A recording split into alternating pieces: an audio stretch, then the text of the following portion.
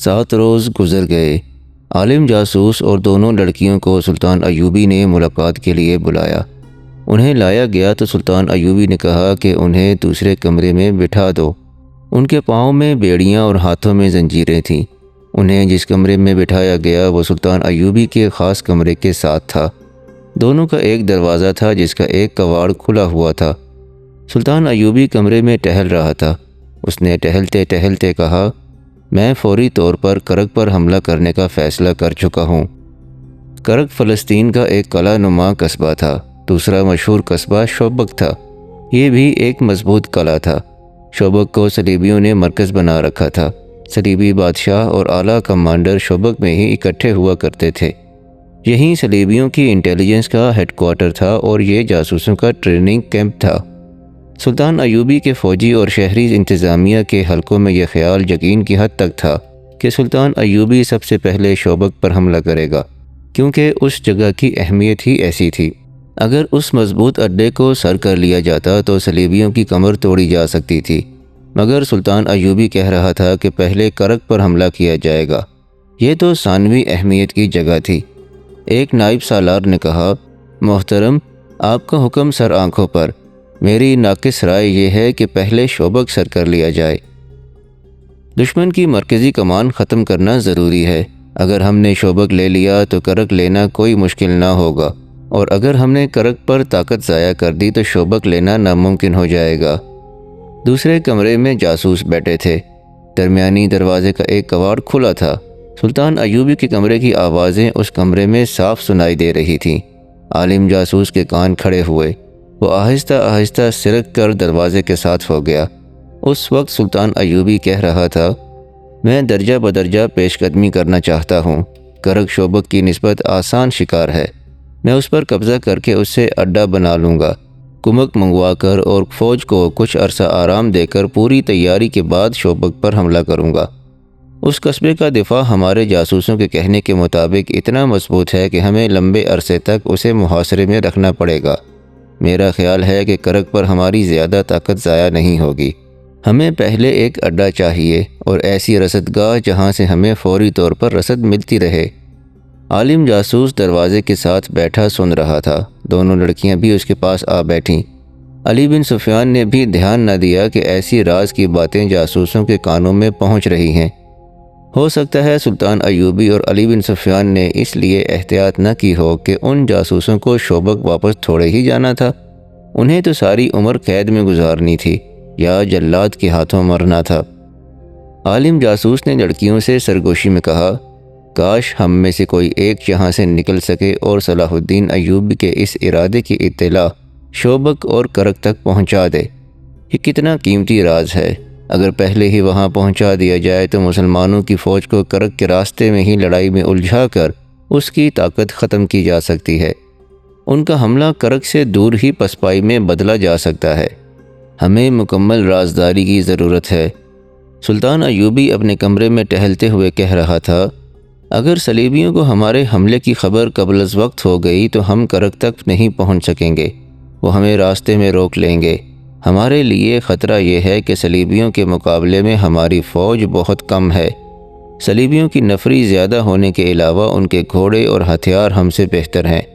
ان کے خول لوہے کے ہیں اور وہ ذرہ بختر بھی پہنتے ہیں۔ اس سے ہمارے تیر انداز بیکار ثابت ہوئے ہیں۔ میں چاہتا ہوں کہ صلیبیوں کو بے خبری میں ڈالوں تاکہ انہیں کھلے میدان میں لڑنے کا موقع نہ ملے۔ اگر وہ کھلے میدان میں لڑے تو ہمارے عقب میں آ کر وہ ہماری رسد کا نظام روک دیں گے۔ اس کا نتیجہ پسپائی اور شکست کے سوا اور کچھ نہ ہوگا۔ میں وہ راستہ اختیار کروں گا جو جاریب کے ٹیلوں میں سے گزرتا ہے۔ یہ بڑا وسیع و عریض علاقہ ہے۔ مجھے خطرہ صرف یہ نظر آ رہا ہے کہ صلیبی راستے میں آ کر لڑے تو ہمیں شکست کے لیے تیار رہنا چاہیے۔ اس کا علاج یہ ہے کہ فوج کو 3-4 حصوں میں تقسیم کر کے صرف رات کے وقت کوچ کرایا جائے، دن کے وقت کوئی حرکت نہ کی جائے۔ علی بن سفیان نے کہا، راستے میں کوئی بھی اجنبی آدمی یا قافلہ نظر آئے تو اسے روک لیا جائے اور کرک تک پہنچنے تک اسے اپنے ساتھ رکھا جائے۔ جاسوسی کے خلاف یہی اقدام کارگر ہو سکتا ہے۔ اس وقت جب عالم جاسوس اور 2 لڑکیاں سلطان ایوبی کی زبان سے اس قدر نازک اور اہم منصوبہ سن رہی تھیں تو شوبک کے قلعے میں صلیبیوں کی اہم شخصیتوں اور کمانڈروں کی کانفرنس بیٹھی ہوئی تھی۔ وہ لوگ پریشان سے تھے۔ ان میں حاتم الاکبر نام کا ایک مصری مسلمان بھی بیٹھا تھا۔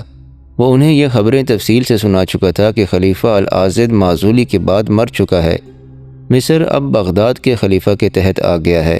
صلیبیوں کا وفادار مسلمان نائب سالار رجب پراسرار طریقے سے مارا جا چکا ہے۔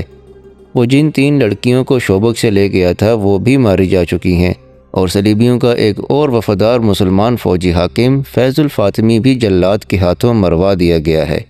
اب حاتم الاکبر نے انہیں یہ بری خبر سنائی کہ جس عالم جاسوس کو 2 لڑکیوں کے ساتھ قاہرہ بھیجا گیا تھا وہ عین اس وقت لڑکیوں سمیت گرفتار ہو گیا ہے جب اس کا مشن کامیاب ہو رہا تھا۔ یہ ثبوت ہے کہ صلاح الدین ایوبی کا سراغ رسانی نظام بہت ہوشیار ہے، کونارڈ نے کہا۔ کونارڈ صلیبیوں کا مشہور حکمران اور فوجی کمانڈر تھا۔ اس نے کہا، ان لڑکیوں کو وہاں سے آزاد کرانا ممکن نہیں۔ نہایت اچھی لڑکیاں ضائع ہوتی جا رہی ہیں۔ صلیب کی خاطر ہمیں یہ قربانی دینی پڑے گی۔ صلیبیوں کے ایک اور بادشاہ اور فوجی کمانڈر گے آف لوزینان نے کہا، ہمیں بھی مرنا ہے۔ ہمارے جو آدمی پکڑے گئے ہیں انہیں بھول جاؤ، ان کی جگہ اور آدمی بھیجو۔ یہ 2 لڑکیاں کہاں سے آئی تھیں؟ اس نے پوچھا۔ اور وہ 3 لڑکیاں کون تھیں جو رجب کے ساتھ ماری گئی تھیں؟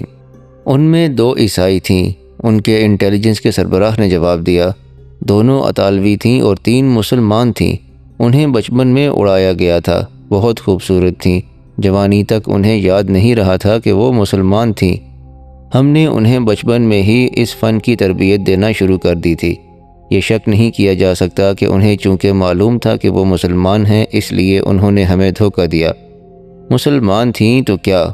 کونارڈ نے کہا اور حاتم الاکبر کی طرف اشارہ کر کے کہا، ہمارا پیارا دوست حاتم بھی تو مسلمان ہے، کیا اسے اپنے مذہب کا پاس نہیں؟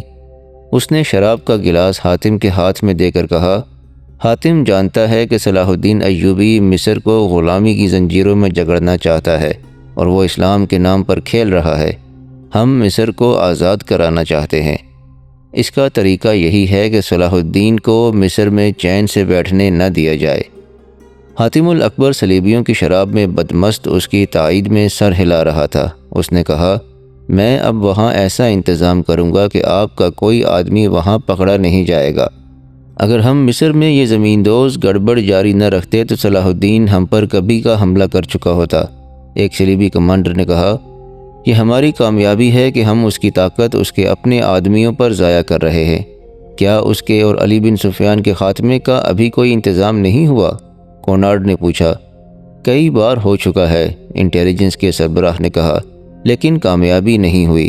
ناکامی کی وجہ یہ ہے کہ دونوں پتھر قسم کے انسان ہیں، نہ وہ شراب پیتے ہیں نہ عورت کو پسند کرتے ہیں، اس لیے نہ انہیں شراب میں کچھ دیا جا سکتا ہے نہ عورت کے ہاتھوں مروایا جا سکتا ہے۔ اب کامیابی کی توقع ہے۔ ایوبی کے باڈی گارڈز میں 4 آدمی فدائی ہیں، انہیں میں نے بڑی چابک دستی سے وہاں تک پہنچایا ہے۔ جب بھی موقع ملا وہ دونوں کو یا ایک کو ختم کر دیں گے۔ کیا ہمارے ہاں ایوبی کے بھیجے ہوئے جاسوس ہیں؟ گے آف لوزینان نے پوچھا۔ یقیناً ہیں، انٹیلیجنس کے سربراہ نے جواب دیا۔ جب سے ہم نے مصر میں اور ادھر شام میں جاسوسی اور تباہ کاری کا سلسلہ شروع کیا ہے، صلاح الدین نے بھی اپنے جاسوس ہمارے ہاں بھیج دیے ہیں۔ ان میں سے 2 پکڑے گئے ہیں، وہ اذیتوں سے مر گئے ہیں، اپنے کسی تیسرے ساتھی کی نشاندہی نہیں کی۔ ان کی کامیابی کس حد تک ہے؟ بہت حد تک، دوسرے نے جواب دیا۔ کرک میں ہماری رسد کو جو آگ لگی تھی جس میں آدھی رسد جل گئی اور 11 گھوڑے زندہ جل گئے تھے، وہ ایوبی کے تباہ کار جاسوسوں کا کام تھا۔ میں آپ کو یہ بھی بتا سکتا ہوں کہ ہماری جنگی کیفیت اور اہلیت کی پوری معلومات صلاح الدین ایوبی کو ملتی رہتی ہے۔ اس کے جاسوسوں کو خراج تحسین پیش کرتا ہوں کہ جان پر کھیل جاتے ہیں اور کام پوری دیانتداری سے کرتے ہیں۔ ان میں بہت دیر تک اس مسئلے پر بحث ہوتی رہی کہ مصر اور شام میں تخریبی کارروائیوں کو کس طرح تیز اور مزید تباہ کن کیا جا سکتا ہے۔ حاتم الاکبر انہیں سلطان ایوبی کی حکومت کی کمزور رگیں اور مضبوط پہلو دکھا رہا تھا۔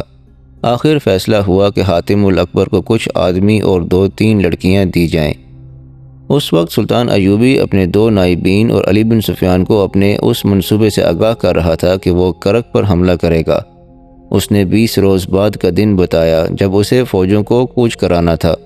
یہ تمام تر منصوبہ عالم جاسوس اور 2 لڑکیاں ساتھ والے کمرے میں سن رہی تھیں۔ عالم نے ایک بار پھر لڑکیوں کے ساتھ افسوس کا اظہار کیا کہ انہیں ایک راز معلوم ہو گیا ہے مگر وہ اسے شوبک تک نہیں پہنچا سکتے۔ ایک لڑکی نے کہا، میں کوشش کروں گی کہ صلاح الدین ایوبی مجھے پسند کر لے۔ اگر تھوڑی سی دیر کے لیے بھی وہ مجھے اپنے ساتھ تنہائی میں رکھ لے تو میں اس سے رہائی پا لوں گی۔ مجھے امید ہے کہ میں اس کی عقل پر قبضہ کر لوں گی۔ معلوم نہیں اس نے ہمیں کیوں بلایا ہے، عالم جاسوس نے کہا۔ تم دونوں یاد رکھو، اگر وہ تمہیں اکیلے اکیلے بلائے تو دونوں یہ کوشش کرنا کہ اسے حیوان بنا سکو۔ اگر وہ شراب پیے تو تم جانتی ہو کہ اسے کتنی پلا کر بے ہوش کیا جا سکتا ہے۔ وہ بے ہوش ہو جائے تو فرار کا طریقہ تم جانتی ہو، اور دونوں کو معلوم ہے کہ تمہیں کس کے پاس پہنچنا ہے۔ اس کا گھر مسجد کے بالمقابل ہے۔ میں جانتی ہوں، ایک لڑکی نے کہا۔ مہدی آبادان؟ ہاں، عالم نے کہا۔ اگر تم مہدی تک پہنچ گئیں تو وہ تمہیں شوبک تک پہنچا دے گا۔ میرے فرار کا تو سوال ہی پیدا نہیں ہوتا۔ تم نے ایوبی کا منصوبہ سن لیا ہے۔ کوچ کی تاریخ یاد رکھو، راستہ یاد کر لو۔ کوچ رات کے وقت ہوا کرے گا، دن کے وقت اس کی فوج کوئی حرکت نہیں کرے گی، حملہ کرک پر ہوگا۔ مجھے امید ہے کہ یہ اطلاع قبل از وقت پہنچ گئی تو ہماری فوج ایوبی کو راستے میں روک لے گی۔ ایوبی اسی صورتحال سے ڈرتا ہے۔ شوبک میں جا کر یہ خاص طور پر بتانا کہ ایوبی کھلے میدان میں آمنے سامنے نہیں لڑنا چاہتا کیونکہ اس کے پاس فوج کم ہے۔ سلطان ایوبی کے کمرے سے ایسی آوازیں آئیں جیسے اجلاس ختم ہو گیا ہو اور نائبین باہر جا رہے ہیں۔ عالم اور لڑکیاں فوراً اس جگہ سرک گئیں جہاں انہیں بٹھایا گیا تھا۔ عالم کے کہنے پر انہوں نے سر گھٹنوں میں دے لیے جیسے انہوں نے کچھ بھی نہیں سنا اور گرد و پیش کا کوئی ہوش نہیں۔ انہیں اپنے کمرے میں قدموں کی آواز سنائی دی تو بھی انہوں نے اوپر نہ دیکھا۔ عالم نے اس وقت اوپر دیکھا جب کسی نے اس سے کندھے پر ہاتھ رکھا اور کہا، اٹھو، میرے ساتھ آؤ۔ وہ علی بن سفیان تھا۔ علی نے لڑکیوں کو بھی اٹھایا اور انہیں سلطان ایوبی کے کمرے میں لے گیا۔ میں تمہارے علم اور تمہاری ذہانت کی داد دیتا ہوں، سلطان ایوبی نے عالم جاسوس سے کہا۔ ان کی زنجیریں کھول دو، تم تینوں بیٹھ جاؤ۔ علی بن سفیان باہر نکل گیا۔ سلطان ایوبی نے عالم سے کہا، لیکن تم علم کو کس شیطانی کام میں استعمال کر رہے ہو؟ اس کی بجائے تم یہاں آ کر اپنے مذہب کی تبلیغ کرتے تو میں تمہاری قدر دل کی گہرائیوں سے کرتا کہ تم اپنے مذہب اور اپنے نبی کی خدمت کر رہے ہو۔ کیا تمہارے مذہب میں یہ روا ہے کہ تم دوسرے مذہب کی عبادت گاہ میں اس کے مذہب میں جھوٹ شامل کرو؟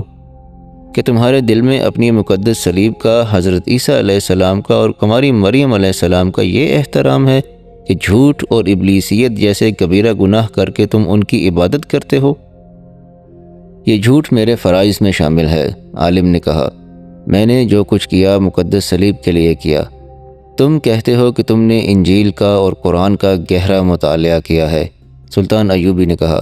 کیا ان دونوں میں سے کسی ایک کتاب میں بھی انسان کو اس کی اجازت دی گئی ہے کہ اس قسم کی نوخیز لڑکیوں کو بدکاری کی راہ پر ڈالو اور غیر مردوں کے پاس بھیج کر اپنی مطلب براری کرو؟ کیا انجیل نے تمہیں یہ کہا ہے کہ صلیب کی خاطر اپنی قوم کی بیٹیوں کی عظمت دوسروں کے حوالے کر دو؟ کیا تم نے کسی مسلمان لڑکی کو قرآن اور اسلام کے نام پر اپنی عصمت غیر مردوں کے حوالے کرتے کبھی دیکھا ہے؟ اسلام کو میں عیسائیت کا دشمن سمجھتا ہوں، عالم نے کہا۔ مجھے جو زہر ہاتھ آئے گا اسلام کی رگوں میں ڈالوں گا۔ تم اتنے میٹھے زہر سے چند ایک مسلمانوں کے کردار کو ہلاک کر سکتے ہو، سلطان ایوبی نے کہا، لیکن اسلام کا تم کچھ نہیں بگاڑ سکو گے۔ اس نے لڑکیوں سے کہا، تم کس خاندان کی بیٹیاں ہو؟ معلوم ہے تمہیں کیا؟ اپنی اصلیت جانتی ہو تو مجھے بتاؤ۔ وہ دونوں خاموش رہیں۔ سلطان ایوبی نے کہا، تم نے اپنی پاکیزگی ختم کرا لی ہے، اب بھی تم کسی باعزت گھر کی قابل احترام بیویاں بن سکتی ہو۔ میں قابل احترام بیوی بننا چاہتی ہوں، ایک لڑکی نے کہا۔ کیا آپ مجھے قبول کریں گے؟ اگر نہیں تو مجھے کوئی باعزت خاوند دے دیں، میں اسلام قبول کر کے گناہوں سے توبہ کر لوں گی۔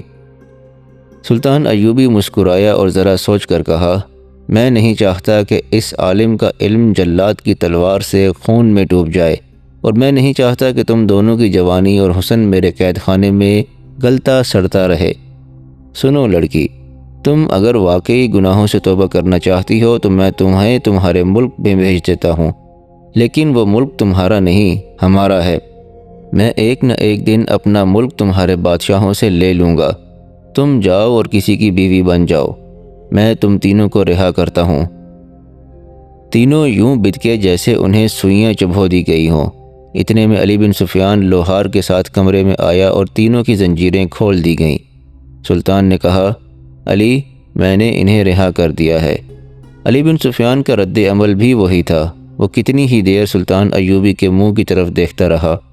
سلطان نے کہا، انہیں 3 اونٹ دو اور 4 مسلح محافظ ساتھ بھیجو جو گھڑ سوار ہوں، نہایت ذہین اور دلیر محافظ، جو انہیں شوبک کے قلعے میں چھوڑ کر واپس آ جائیں۔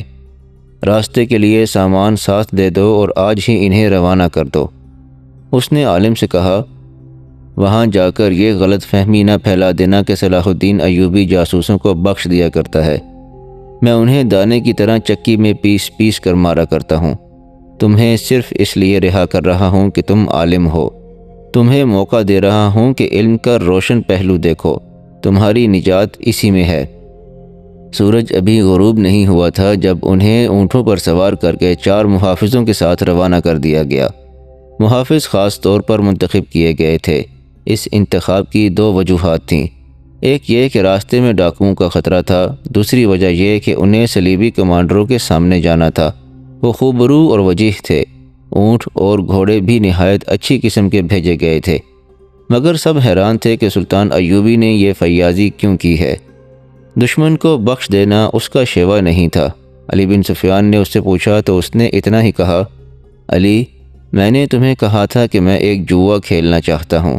اگر میں بازی ہار گیا تو صرف اتنا ہی نقصان ہوگا جو میں پہلے ہی اٹھا چکا ہوں کہ دشمن کی 3 جاسوس میرے ہاتھ سے نکل گئے ہیں۔ اس سے زیادہ کوئی نقصان نہیں ہوگا۔ علی بن سفیان نے اس جوئے کی وضاحت چاہی، لیکن سلطان ایوبی نے اسی پر بات ختم کر دی کہ وقت آنے پر بتاؤں گا۔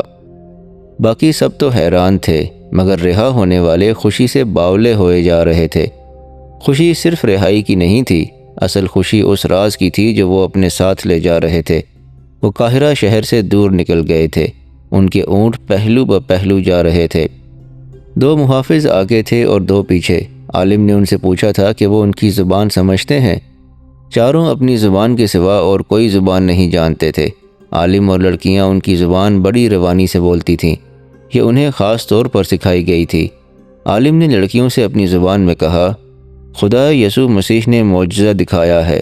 اس سے ظاہر ہوتا ہے کہ اسے ہمارے ساتھ پیار ہے اور اسے ہماری فتح منظور ہے۔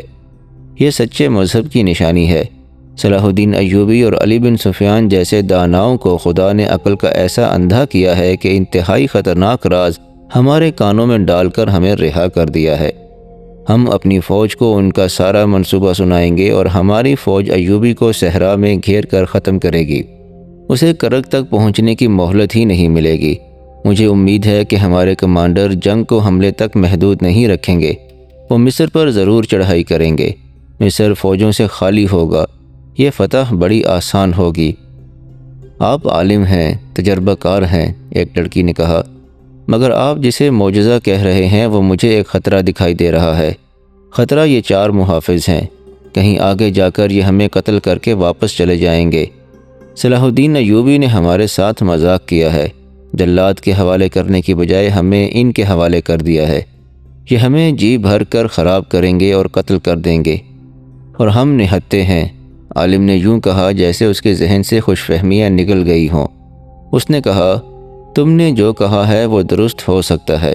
کوئی حکمران اپنے دشمن کے جاسوس کو بخش نہیں سکتا، اور مسلمان اس قدر جنس پرست ہیں کہ تم جیسی حسین لڑکیوں کو چھوڑ نہیں سکتے۔ ہمیں راتوں کو چوکنا رہنا پڑے گا۔ دوسری لڑکی نے کہا، رات کو یہ سو جائیں تو انہی کے ہتھیاروں سے ختم کر دیا جائے۔ ذرا ہمت کی ضرورت ہے۔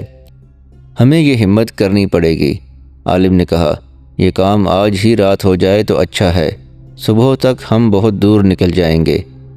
2 محافظ آگے اور 2 پیچھے اپنی گپ شپ لگاتے چلے جا رہے تھے۔ ان کے انداز سے ظاہر ہوتا تھا کہ جیسے انہیں معلوم ہی نہیں کہ 2 اتنی دلکش لڑکیاں ان کی تحویل میں ہیں۔ سورج غروب ہو رہا تھا۔ ایک نے عالم سے کہا کہ ہم ابھی رکیں گے نہیں، رات کا پہلا پہر چلتے گزاریں گے۔ وہ چلتے گئے اور صحرا کی رات تاریک ہوتی گئی۔ عالم اور لڑکیاں اونٹوں کو قریب کر کے محافظوں کے قتل کا منصوبہ بنا رہی تھیں۔ بہت دیر بعد ایک سرسبز جگہ آ گئی۔ محافظ رک گئے اور وہیں پڑاؤ کیا۔ انہوں نے دیکھا کہ 3 محافظ لیٹ گئے تھے اور ایک ٹہل رہا تھا۔ عالم لڑکیوں کے ساتھ محافظوں سے کچھ دور لیٹا ہوا تھا۔ ان تینوں کی نظریں محافظوں پر تھیں۔ وہ چوتھے محافظ کو دیکھتے رہے۔ وہ پڑاؤ کے ارد گرد ٹہلتا رہا۔ ایک کھٹکا سا ہوا۔ وہ دوڑ کر ادھر گیا اور اچھی طرح دیکھ بھال کر کے آ گیا۔ تقریباً 2 گھنٹے گزر گئے۔ اس نے اپنے ایک اور ساتھی کو جگایا اور خود اس کی جگہ لیٹ گیا۔ جو جاگا تھا وہ پڑاؤ کے ارد گرد ٹہلنے لگا۔ کبھی جانوروں کے پاس جا کر انہیں دیکھتا اور کبھی سوئے ہوئے انسانوں کو دیکھتا۔ عالم نے لڑکیوں سے کہا، ہم کامیاب نہیں ہو سکیں گے۔ یہ کمبخت پہرا دے رہے ہیں، جو ہوگا ہو کے رہے گا، سو جاؤ۔ اور وہ سو گئے۔ رات گزر گئی۔ صبح ابھی دھندلی تھی جب محافظوں نے انہیں جگایا اور روانہ ہونے کے لیے کہا۔ تھوڑی دیر بعد وہ پھر اسی ترتیب میں چلے جا رہے تھے جس میں ایک روز پہلے تھے۔ 3 اونٹ پہلو بپہلو، 2 محافظ آگے اور 2 اونٹوں کے پیچھے۔ وہ ایک بار پھر لڑکیوں سے لاتعلق ہو گئے۔ انہوں نے کوئی ایسی بات بھی نہیں کی تھی جس سے شک ہوتا کہ یہ لوگ اوباش یا بدماش ہیں۔ سورج ابھرتا آیا۔ پھر یہ قافلہ ٹیلوں کے علاقے میں داخل ہو گیا۔ مٹی اور ریت کی پہاڑیاں منحنی سی دیواروں کی طرح کھڑی تھیں۔ ان میں گلیاں سی تھیں اور ان پر پہاڑیوں کا سایہ تھا۔ لڑکیاں ڈرنے لگیں۔ ڈر ان کے چہرے سے ظاہر ہو رہا تھا۔ ان کی نگاہ میں یہ جگہ جرم اور قتل وغیرہ کے لیے موزوں تھی، مگر محافظ ان کی طرف نہیں دیکھ رہے تھے۔ ان سے کہو کہ ہمارے ساتھ بات کریں، ایک لڑکی نے عالم سے کہا۔ ان کی خاموشی اور لاتعلقی مجھے ڈرا رہی ہے۔ انہیں کہو کہ ہمیں مارنا چاہتے ہیں تو فوراً مار دیں، میں موت کا انتظار نہیں کر سکتی۔ عالم خاموش رہا۔ وہ لڑکیوں کی کوئی مدد نہیں کر سکتا تھا۔ وہ تینوں ان محافظوں کے رحم و کرم پر تھے۔ سورج سر پر آ گیا تو وہ ان ٹیلوں کے اندر ایسی جگہ رک گئے جہاں ریت کی سلوں والے ٹیلے تھے اور اوپر جا کر آگے کو جھکے ہوئے تھے۔ ان کے سائے میں انہوں نے قیام کیا۔ کھانے کے دوران عالم نے محافظوں سے پوچھا، تم لوگ ہمارے ساتھ بات کیوں نہیں کرتے؟ جو باتیں ہمارے فرض میں شامل نہیں وہ ہم نہیں کیا کرتے۔ محافظوں کے کمانڈر نے جواب دیا اور پوچھا، اگر تم لوگ کوئی خاص بات کرنا چاہتے ہو تو ہم سنیں گے اور جواب دیں گے۔ کیا تمہیں معلوم ہے کہ ہم کون ہیں؟ عالم نے پوچھا۔ تم تینوں جاسوس ہو، محافظ نے جواب دیا۔ یہ لڑکیاں بدکار ہیں۔ یہ ان آدمیوں کے استعمال کے لیے ہیں جنہیں تم لوگ ہمارے خلاف استعمال کرنا چاہتے ہو۔ امیر مصر، اللہ اس کے نیک ارادوں میں برکت دے، اس نے تمہیں معلوم نہیں کیوں بخش دیا ہے۔ ہمیں حکم ملا ہے کہ تمہیں قلعہ شوبک میں چھوڑ آئیں۔ تم امانت ہو۔ تم نے یہ بات مجھ سے کیوں پوچھی ہے؟ تمہارے ساتھ باتیں کرنے کو جی چاہ رہا تھا، عالم نے جواب دیا۔ اتنا لمبا سفر اس لاتعلق اور بیگانگی سے بڑا کٹھن ہوتا جا رہا ہے۔ ہمارے ساتھ باتیں کرتے چلو۔ ہم سفر ہیں، محافظ نے کہا، لیکن ہماری منزلیں جدا ہیں۔ 2 روز بعد ہم جدا ہو جائیں گے۔ عالم جاسوس نے جیسے محافظ کا جواب سنا ہی نہ ہو۔ اس کی آنکھیں کسی دور کی چیز کو دیکھ رہی تھیں۔ وہ صحرا سے اچھی طرح واقف تھا، صحرا کے خطروں سے واقف تھا۔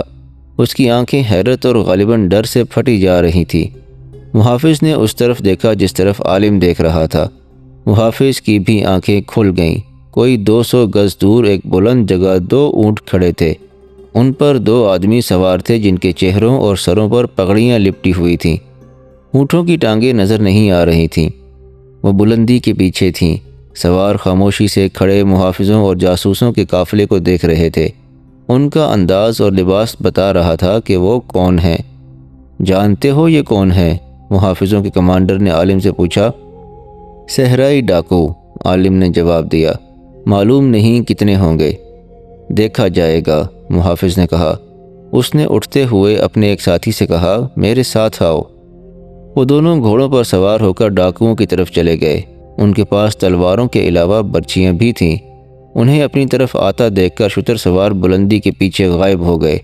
وہ محافظ جو پیچھے رہ گئے تھے قریب کے ٹیلے پر چڑھ گئے۔ عالم نے لڑکیوں سے کہا، میرا خیال ہے تمہارا خدشہ صحیح ثابت ہو رہا ہے۔ یہ ڈاکو نہیں، یہ صلاح الدین ایوبی کے بھیجے ہوئے آدمی معلوم ہوتے ہیں۔ ورنہ یہ محافظ اتنی دلیری سے ان کی طرف نہ چلے جاتے۔ ایوبی تم دونوں کو بہت زیادہ ذلیل کرانا چاہتا ہے۔ میرے لیے تو موت لکھی ہوئی ہے، تمہیں بڑی خوفناک سزا دی جائے گی۔ اس کا مطلب یہ ہے کہ ہم آزاد نہیں، ایک لڑکی نے کہا، ہم ابھی تک قیدی ہیں۔ یہی معلوم ہوتا ہے، دوسری لڑکی نے کہا۔ دونوں محافظ واپس آ گئے، ان کے ساتھی اور جاسوس ان کے گرد جمع ہو گئے۔ محافظوں کے کمانڈر جس کا نام حدید تھا انہیں بتانے لگا، وہ صحرائی قزاق ہیں، ہم ان سے مل آئے ہیں، ان کی تعداد معلوم نہیں ہو سکی۔ یہ دونوں جو ہمیں دیکھ رہے تھے کہتے ہیں کہ صبح سے ہمارا پیچھا کر رہے ہیں۔ انہوں نے مجھے کہا ہے کہ تم فوج کے آدمی اور مسلمان معلوم ہوتے ہو، لیکن یہ لڑکیاں مسلمان نہیں۔ یہ دونوں لڑکیاں ہمارے حوالے کر دو، ہم تمہیں پریشان نہیں کریں گے۔ میں نے انہیں کہا ہے کہ یہ لڑکیاں کسی بھی مذہب کی ہوں، ہمارے پاس امانت ہیں، ہم جیتے جی تمہارے حوالے نہیں کریں گے۔ وہ مجھے سمجھانے کی کوشش کرتے رہے کہ ہم اپنی جانیں ضائع نہ کریں۔ میں انہیں کہہ آیا ہوں کہ پہلے ہماری جانیں ضائع کرو، پھر لڑکیوں کو لے جانا۔ اس نے عالم اور لڑکیوں سے پوچھا، تم کوئی ہتھیار استعمال کر سکتے ہو؟ ان لڑکیوں کو ہر ایک ہتھیار چلانے کی تربیت دی گئی ہے، عالم نے کہا۔ تمہارے پاس برچھیاں ہیں، تلواریں بھی ہیں اور تیر کمان بھی ہیں، ان میں سے ایک ایک ہتھیار ہمیں دے دو۔ ابھی نہیں، حدید نے سوچ کر کہا، میں قبل از وقت تمہیں ہتھیار نہیں دے سکتا۔ اگر ڈاکوؤں سے ٹکر ہو گئی تو اس وقت دے دوں گا۔ ہمیں اس علاقے سے فوراً نکل جانا چاہیے۔ ان سے گھوڑوں اور اونٹوں پر لڑائی ہو گئی تو یہ علاقہ موزوں نہیں، گھوڑے گھما پھرا کر لڑنے کے لیے یہ جگہ خراب ہے۔ وہ فوراً وہاں سے چل پڑے۔ محافظوں نے کمانیں ہاتھوں میں لے لیں اور ترکش کھول لیے۔ حدید آگے تھا، اسے اس کے ساتھی نے کہا، ان جاسوسوں کو ہتھیار دینا ٹھیک نہیں، آخر ہمارے دشمن ہیں، ہو سکتا ہے کہ ڈاکوؤں کے ساتھ مل کر ہمیں مار ڈالیں۔ عالم لڑکیوں سے کہہ رہا تھا، ان لوگوں کی نیت ٹھیک نہیں، انہوں نے ہمیں ہتھیار دینے سے انکار کر دیا ہے۔ ڈاکو ان کے اپنے آدمی ہیں، یہ تم دونوں کو ان کے حوالے کر دیں گے اور مجھے مروا دیں گے۔ دونوں کو ایک دوسرے پر بھروسہ نہیں تھا اور دونوں پر ڈاکوؤں کا ڈر سوار ہو گیا تھا۔ حدید نے اپنے محافظوں سے کہہ دیا تھا کہ کوئی نقاب پوش نظر آئے تو مجھے بتائے بغیر اس پر تیر چلا دو۔ ان کے ساتھ ٹکر ضرور ہوگی، دیکھنا یہ ہے کہ کب ہوگی اور کہاں ہوگی۔ وہ تیز رفتاری سے چلتے گئے۔ گھوڑوں اور اونٹوں کو آرام، چارہ اور پانی ملتا رہا تھا، اس لیے تھکن کا ان پر کوئی اثر نہیں تھا۔ ٹیلوں کا علاقہ بہت دور چلا گیا تھا، کئی جگہوں پر یہ قافلہ اونچے نیچے ٹیلوں کے درمیان آ جاتا تھا۔ حدید کو ڈر یہ تھا کہ ڈاکو اوپر سے تیر نہ برسا دیں۔ اس نے گھوڑوں کو ایڑ لگانے کو کہا اور جاسوسوں سے کہا کہ وہ بھی اونٹوں کو گھوڑوں کی رفتار پر کر لیں اور اوپر کو دیکھتے رہیں۔ وہ اس علاقے سے نکل گئے، کوئی ڈاکو نظر نہیں آیا۔ سورج نیچے جانے لگا تھا۔ ایک بار دور دو اونٹ اسی سمت پر جاتے نظر آئے جدھر یہ قافلہ جا رہا تھا۔ قافلہ چلتا رہا، راستے میں ایک جگہ پانی مل گیا۔ انہوں نے جانوروں کو پانی پلایا، خود بھی پیا اور چل پڑے۔ سورج نیچے جاتا رہا اور افق کے پیچھے چلا گیا۔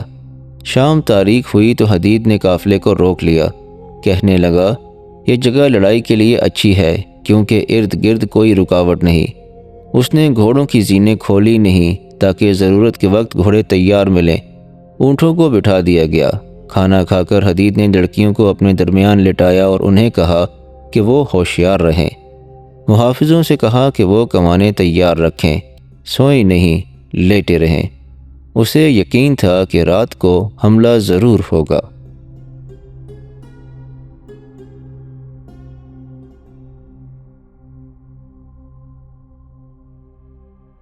یہاں پر اس قسط کا اختتام ہوتا ہے۔